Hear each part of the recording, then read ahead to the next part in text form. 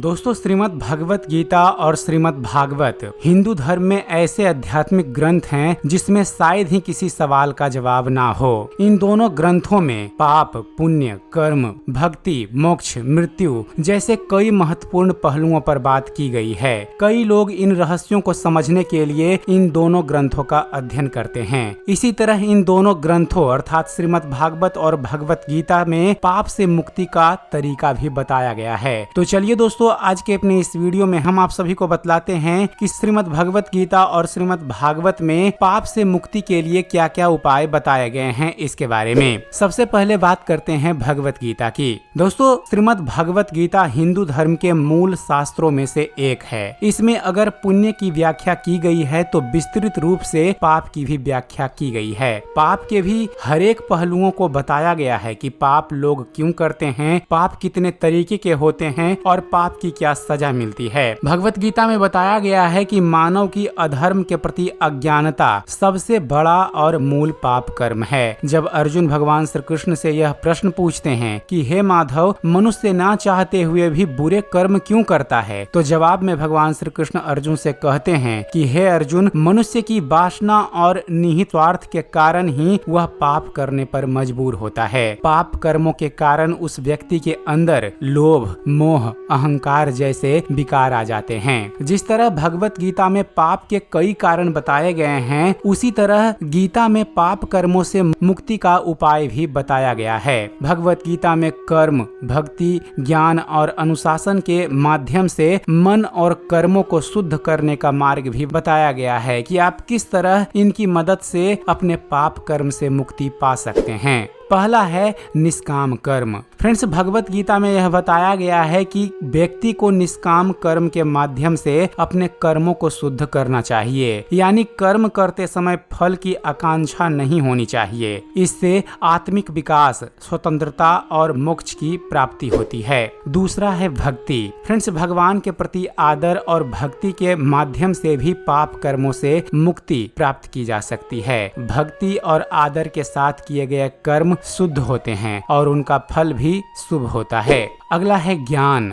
Friends, Bhagavad Gita में ज्ञान का महत्व बताया गया है। ज्ञान के माध्यम से हम अपने कर्मों को सही दिशा में ले जा सकते हैं और अच्छे बुरे कर्म का फर्क कर सकते हैं। अगला है अनुशासन। फ्रेंड्स, अनुशासन के माध्यम से भी हम अपने कर्मों को शुद्ध कर सकते हैं। यह हमें सही मार्ग पर चलने में मदद करता है। इस प्रकार भगवत गीता के अनुसार पाप कर्मों से मुक्ति पाने के लिए ये मार्ग अत्यंत महत्वपूर्ण है। यदि आप और भी गहराई में जानना चाहते हैं तो आपको भी भगवत गीता के अध्यायों को ध्यान से पढ़ना चाहिए। अगर आप भी भगवत गीता पढ़ना चाहते हैं तो भगवत गीता किताब को खरीदने का लिंक हमने वीडियो के नीचे डिस्क्रिप्शन बॉक्स में दे रखा है। आप वहां जाकर श्रीमद् भगवत गीता खरीद कर पढ़ सकते हैं। और चलिए अब बात करते हैं श्रीमद् भागवत में क्या बताया गया है पाप कर्म से मुक्ति के लिए। फ्रेंड्स, श्रीमद् भागवत के 6ठ स्कंध में महाराज परीक्षित ने भी सुखदेव जी से यही सवाल किया था। उन्होंने सुखदेव जी से पूछा कि कुछ पाप हमसे अनजाने में हो जाते हैं, जैसे चींटी मर गई, हम लोग सांस लेते हैं तो कितने जीव सांस के माध्यम से मर जाते हैं। भोजन बनाते समय लकड़ी जलाते हैं, उस लकड़ी में भी कितने जीव मर जाते हैं। ऐसे कई पाप हैं जो मनुष्य से अनजाने में हो जाते हैं। तो उस पाप से मुक्ति का क्या उपाय है? तब सुखदेव जी ने राजा परीक्षित से कहा कि हे राजन, ऐसे पाप से मुक्ति के लिए रोज प्रतिदिन 5 प्रकार के यज्ञ करने चाहिए। तब राजा परीक्षित ने कहा कि भगवान, एक यज्ञ यदि कभी करना पड़ता है तो सोचना पड़ता है, आप 5 यज्ञ रोज कह रहे हैं। तब सुखदेव जी बोले,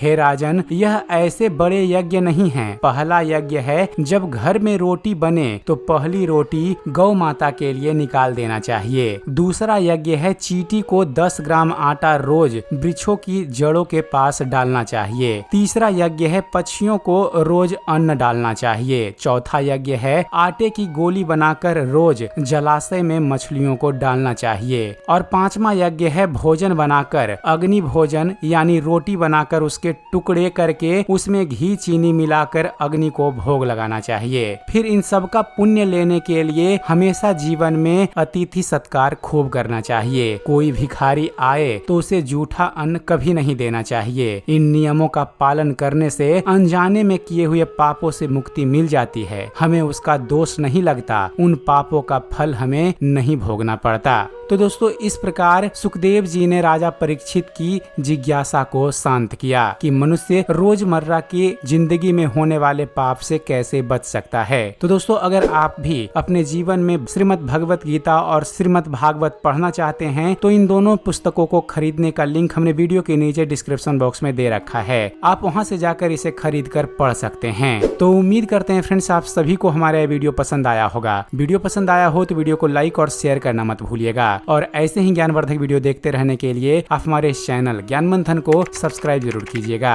आप हमारे इस चैनल को सब्सक्राइब कीजिए और देखते रहिए, जानते रहिए। धन्यवाद। जय हिंद।